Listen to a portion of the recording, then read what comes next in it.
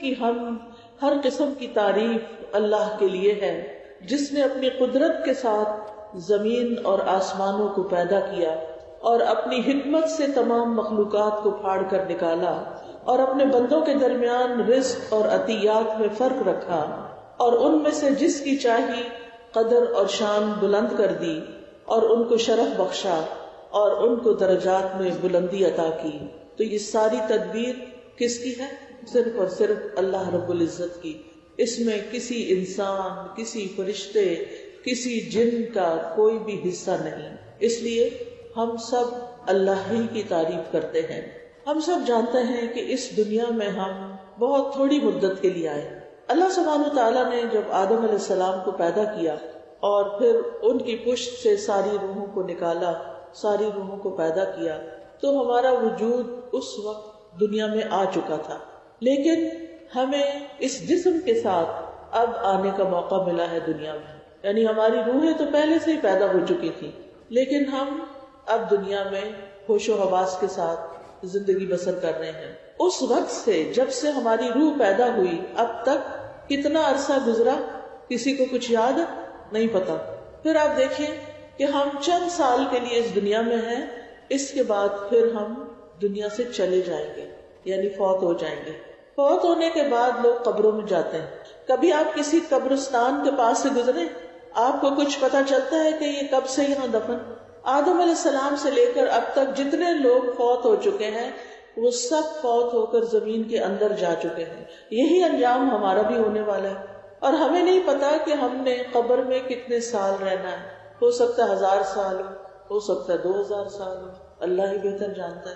پھر دوبارہ ہم قیامت کے دن جی اٹھائے جائیں گے۔ قیامت کا ایک دن کتنا لمبا ہے کسی کو پتا ہے؟ 50,000 سال۔ پھر اس کے بعد جنت ہے یا جہنم ہے۔ جنت کی زندگی کب تک ہے؟ ہمیشہ کے لیے، خالدین فیہا ابدا۔ اب آپ دیکھیے کہ وہ زندگی جو جنت کی ہے ہمیشہ کی، وہ لمبی ہے یا یہ دنیا کی زندگی لمبی ہے؟ ان ساری زندگیوں میں دنیا میں آنے سے پہلے کی زندگی، پھر دنیا کی زندگی، پھر قبر کی زندگی، پھر حشر کی زندگی، پھر جنت کی زندگی، ان میں سے سب سے چھوٹی زندگی کون سی ہے؟ دنیا کی زندگی۔ اس لیے یہ اس کے غم بھی چھوٹے، اس کی خوشیاں بھی تھوڑی مختصر۔ اگر اس میں ہمیں ہر وہ چیز مل جائے جو ہم چاہتے ہیں، جو کہ ہو نہیں سکتا، یہ زندگی جو ہے یہ سب سے چھوٹی ہے۔ اس میں اگر آپ کو کوئی دکھ ہے، پریشانی ہے، تکلیف ہے، تو وہ بھی بہت تھوڑے عرصے کے لیے، کیونکہ اس دنیا نے ختم ہو جانا ہے۔ اگر خوشی ہے اس نے بھی ختم ہو جانا ہے۔ اگر مال اور بیٹے ملے ہوئے ہیں تب بھی زندگی نے ختم ہو جانا ہے، نہیں ملے ہوئے تب بھی ختم ہو جانا ہے۔ آپ کے پاس سونے چاندی کے ڈھیر ہیں یہاں، پھر بھی زندگی نے ختم ہو جانا ہے۔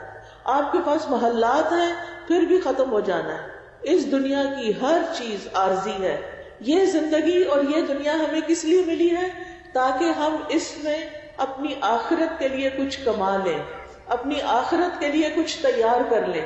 اور اگر ہم اس دنیا میں اپنا وقت ضائع کر کے چلے گئے اور ہم نے اچھے کام نہیں کیے اور فضول کاموں میں پڑے رہے، صرف کھانے پینے کے شوق، صرف سیر و تفریح کا شوق، صرف گپ شپ لگانے کا، صرف دوستوں کے پاس بیٹھنے کا، کبھی اس کے گھر چلے گئے، کبھی اس شادی پہ چلے گئے، کبھی کہیں چلے گئے، تو اس طرح اگر زندگی گزاری بغیر کسی مقصد کے، تو پھر کیا ہوگا؟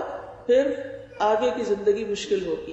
اگر اللہ کی نافرمانی کے کام کیے پھر تو پکڑ ہوگی، پھر تو سزا بھی ملے گی اگر توبہ نہیں کی اور اپنی اصلاح نہیں کی۔ اگر ہم نے اپنی اصلاح نہیں کی اور اللہ کی نافرمانی کے کام کیے، گناہ کے کام کیے، تو پھر کیا ہوگا؟ پھر اللہ کے ہاں پوچھ ہوگی، اور بڑی سخت پوچھ ہوگی۔ اس وقت کون چھڑانے کے لیے آئے گا؟ قبر میں اگر فرشتوں کے منکر نکیر کے سوالوں کے جواب نہ دے سکے تو ہماری مدد کے لیے کون آئے گا؟ کوئی بھی نہیں آئے گا۔ قبر میں ہمارے ساتھ کون لیٹے گا؟ کوئی بھی نہیں۔ قیامت کے دن کون ہمیں پوچھے گا کہ تمہارا حال کیا ہے؟ ہمارے دوست کدھر جائیں گے؟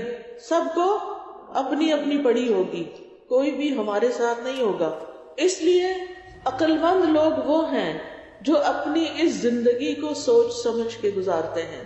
قرآن مجید میں اللہ سبحانہ وتعالیٰ فرماتے ہیں اعلموا انما الحیات الدنیا لعب ولهو وزینة وتفاخر بینکم وتکاثر فی الاموال والاولاد کمثل غیث اعجب الکفار نباته ثم یہیج فتراه مصفرا ثم یکون حطاما وفی الآخرۃ عذاب شدید ومغفرۃ من اللہ ورضوان وما الحیاۃ الدنیا الا متاع الغرور.